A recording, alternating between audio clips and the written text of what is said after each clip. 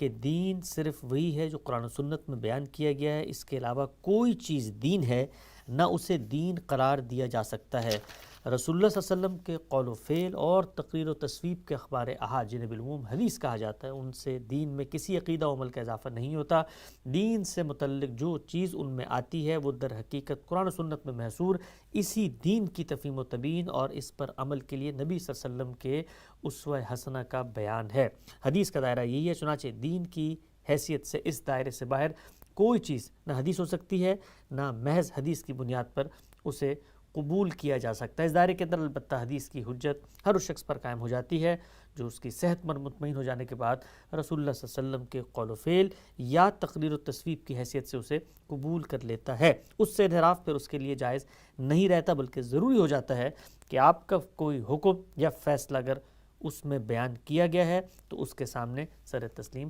خم کر دے۔ اب سب جو بنیادی چیز ہمارے ہاں کہی جاتی ہے، اس اصول و مبادی کے پورے سٹرکچر میں بھی جو چیز سامنے آتی ہے کہ دین کا ماخذ تو رسالت محمد صلی اللہ علیہ وسلم کی ذات والا صفات ہے، لیکن آپ سے جو چیزیں ہم تک پہنچی ہیں، یعنی آپ کی نسبت سے، آپ کے تعلق سے جو سامنے آتی ہیں، اس میں پہلی چیز قرآن تھی۔ قرآن مجید کو کیا معیار دینا ہے خود قرآن سے آپ نے ثابت کیا، اس کے 4 عقلی لوازم بھی بتائے۔ اس کے بعد خود رسالت محمد صلی اللہ علیہ وسلم سے سنت ملی ہے اور وہ کے ذریعے علم سے منتقل ہوئی ہے، اس میں اور قرآن میں کوئی فرق نہیں ہے نقل ہونے کے اعتبار سے۔ جو تیسری چیز آپ نے اصول و مبادی میں ذکر کی، اس کو پہلے واضح کیجئے گا کہ یہ ذکر کرنے کی ضرورت کیوں پیش آئی، کہ یہ بھی کیا رسالت محمد صلی اللہ علیہ وسلم سے اسی طریقے سے ظہور ہوا، صدور ہوا، اس طرح قرآن و سنت کا ہوا کہ آپ نے اس کو بھی اپنے اصول و مبادی میں رکھ کر ایک جگہ دی ہے؟ جب یہ بات مان لی جائے گی کہ یہ دین ہمیں پیغمبر سے ملا ہے، جی، قرآن بھی پیغمبر سے ملا ہے، سنت بھی پیغمبر سے ملی ہے، تو اس کا نتیجہ کیا ہوا؟ اس کا نتیجہ یہ ہے کہ پیغمبر ہی کی ذات والا صفات ہے جس کی طرف دین کے لیے رجوع کیا جائے گا۔ بالکل ٹھیک ہو۔ چنانچہ میں نے اپنی کتاب میزان میں جب افتتاحی پیرا لکھا ہے تو اس کا خاتمہ اسی جگہ پر کیا ہے کہ اب قیامت تک دین کا تنہا ماخذ رسالت مآب صلی اللہ علیہ وسلم کی ذات والا صفات ہے۔ ٹھیک، یعنی میں جب دین کے بارے میں کوئی بات کروں گا تو مجھے بتانا پڑے گا کہ یہ بات میں نے کہاں سے لی ہے، یعنی یہ میرا اپنا کوئی فلسفہ ہے، میں نے اپنے طور پر سماجی تجربات سے اس کو اخذ کیا ہے، یہ کوئی ایسی چیز ہے کہ جو میں نے سائنس سے حاصل کی ہے، جغرافیے سے حاصل کی ہے، تاریخ سے حاصل کی ہے، کیا ماخذ ہے اس کا؟ تو دین کے معاملے میں ان میں سے کوئی چیز بھی ماخذ نہیں بن سکتی۔ اگر اس کو پیش کیا جائے گا تو وہ ایک بدعت ہوگی،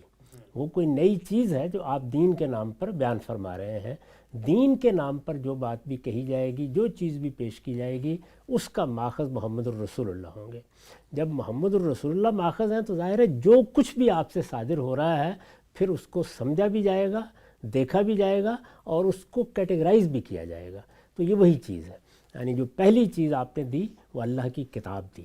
اس کا ذکر خود قرآن نے کیا، یہ بتایا کہ ہم نے یہ کتاب نازل کی ہے، یہ پیغمبر کو دی ہے۔ جیسے میں نے ابھی عرض کیا کہ اس میں اس کی پوری تفصیل بیان کی ہے کہ یہ اس طرح جبریل لے کے آئے ہیں، اس طرح ان کے حوالے کی گئی ہے، یہ سب باتیں بتا دی گئیں اور قرآن ہمارے پاس متعین صورت میں موجود ہے۔ چنانچہ ان اصول و مبادی میں بھی سب سے پہلے قرآن مجید کیا ہے، قرآن مجید کی حیثیت کیا ہے، قرآن مجید نے خود اپنے آپ کو کیا حیثیت دی ہے، اس باب میں کوئی غلطی اگر ہوئی ہے ہمارے ہاں علم میں تو وہ کیا ہو سکتی ہے اور اس کے بارے میں ہمارا نقطہ نظر کیا ہے، اس کو بیان کیا گیا ہے۔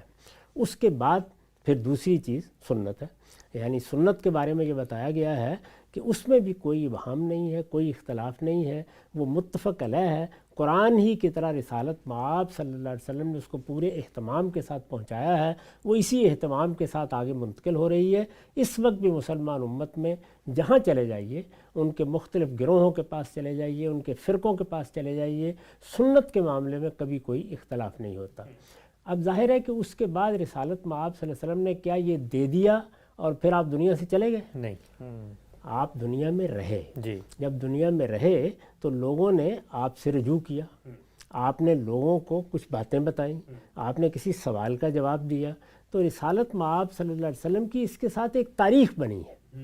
یعنی ایسا نہیں ہے کہ ایک دن آپ تشریف لائے، ایک ہاتھ میں قرآن تھا، دوسرے میں سنت تھی، دونوں دے کے آپ دنیا سے رخصت ہو گئے۔ جی، وہ 23-24 سال کا عرصہ ہے جو آپ نے گزارا ہے، اس میں بہت سے مراحل پیش آئے ہیں، تو ایک تاریخ بنی ہے، یعنی دعوت کی تاریخ ہے، اتمام حجت کی تاریخ ہے، اللہ کے پیغمبر کے مخاطبین نے اس کے ساتھ کیا رویہ اختیار کیا اس کی تاریخ ہے. اس میں آپ نے بعض چیزوں پر تبصرہ کیا ہے, بعض چیزوں کی حقیقت واضح کی ہے. پھر ایک جماعت بنی ہے صحابہ کرام کی, صحابہ کرام کی اس جماعت کی تربیت کی ہے, ان کو کسی چیز کی جانب توجہ دلائی ہے. وہ صحابہ کرام کی جماعت بھی ایسا نہیں کہ ایک ہی طرح کے لوگوں کی ہے, اس میں مکے کے لوگ بھی ہیں, اس میں غیر معمولی صلاحیتوں کے لوگ بھی ہیں, اس میں مدینے کے لوگ بھی بعد میں شامل ہوئے ہیں, اس میں جزیرہ نما عرب سے جگہ جگہ سے لوگ آ کر آپ کی جماعت کا حصہ بنے ہیں. تو یہ پوری جماعت ظاہر ہے کہ مختلف پہلوؤں سے اور مختلف پس منظر سے آپ کے ساتھ وابستہ ہوئی ہے. جب وابستہ ہوئی ہے تو آپ نے اس کو بھی ہدایت دی, اس کو بھی پیغام پہنچایا ہے, اس کے بھی سوالوں کا جواب دیا ہے. تو جس طریقے سے اس وقت جب دین کو بیان کیا جاتا ہے تو صرف یہ نہیں ہوتا کہ آپ نے قرآن لوگوں کو پکڑا دیا یا آپ نے سنت کے بارے میں ایک اجمالی گفتگو کر دی, اس میں بہت سے سوالات پیدا ہو جاتے ہیں. تو علم کی ایک روایت قائم ہوتی ہے. اس وقت بھی یہی ہے کہ ایک طرف عام مسلمان ہیں, دوسری جانب کچھ لوگ یہ فیصلہ کرتے ہیں کہ وہ دین کے عالم بنیں گے, بالکل اسی طریقے سے جس طرح کچھ لوگ یہ فیصلہ کرتے ہیں کہ وہ طبیب بنیں گے, کچھ لوگ یہ فیصلہ کرتے ہیں کہ وہ علم ہندسہ کو سیکھیں گے. تو اسی طریقے سے جو لوگ یہ فیصلہ کرتے ہیں کہ وہ اللہ کی کتاب کے عالم بنیں گے, ان کی طرف ہم رجوع کرتے ہیں. تو سب سے پہلے عالم اللہ کے پیغمبر ہی کی حیثیت میں تھے, یعنی دین کے سب سے پہلے عالم کی حیثیت اللہ کے پیغمبروں کی حاصل ہے. بعد میں جتنے لوگ بھی پیدا ہو رہے ہیں وہ اسی روشنی سے روشنی حاصل کر رہے ہیں. تو پیغمبر کی اس حیثیت کو بھی قرآن نے بیان کیا ہے اور یہ کہا ہے کہ جب ہم کسی کو پیغمبری کے منصب پر فائز کرتے ہیں تو اس کو ایک غیر معمولی علم بھی عطا کرتے ہیں اور اس کو فیصلہ کرنے کی صلاحیت بھی دیتے ہیں. ظاہر ہے یہ فیصلہ جس طرح دنیا کے باہمی معاملات میں ہوتا ہے اسی طریقے سے علم کے معاملات میں بھی ہوتا ہے. تو پیغمبر نے یہ فیصلے بھی فرمائے, آپ کی بارگاہ میں لوگ آئے, انہوں نے آ کے سوالات کیے ہیں. اسی طرح پیغمبر یہ نہیں ہے کہ دین آپ کو دے کر کہیں چھپ گئے ہیں, وہ لوگوں کے سامنے ہے تو وہ دین پر عمل بھی کر رہے ہیں اور ہر آدمی عمل کے معاملے میں ان کی طرف دیکھے گا بھی. تو اس کے نتیجے میں ایک نمونہ بھی سامنے آ رہا ہے. یہ ساری تاریخ جو بنی ہے اس تاریخ کو پھر لوگوں نے منتقل کیا ہے, بالکل اسی طرح جس طرح دنیا میں کوئی بھی تاریخ منتقل ہوتی ہے. اس پر ہم نے بڑی تفصیل کے ساتھ اعتراضات سیریز میں گفتگو کی ہے. جو لوگ اس کو اس طرح جاننا چاہیں وہ وہاں پہ دیکھ سکتے ہیں. یہاں اجمال کے ساتھ بات یہ ہے کہ یہ پیغمبر کی تاریخ ہے جو پھر منتقل ہوئی, اور اس میں چونکہ دین سے متعلق چیزیں بھی ہیں, یعنی اس میں ظاہر بات ہے کہ جس طرح بدر کا واقعہ بیان ہوگا, آپ کا کوئی سفر بیان ہوگا, اسی طرح آپ کوئی بات کریں گے تو وہ بھی بیان ہوگی, آپ کوئی حکم دیں گے تو وہ بھی بیان ہوگا, آپ کوئی فیصلہ سنائیں گے تو وہ بھی بیان ہوگا, آپ کسی سوال کا جواب دیں گے تو وہ بھی بیان ہوگا. تو یہ سارا ذخیرہ علم کا ذخیرہ ہے, یعنی قرآن اور سنت دین کی ہدایت ہے اور یہ اس دین کے علم سے متعلق رسالت مآب صلی اللہ علیہ وسلم سے جو کچھ ہمیں ملا ہے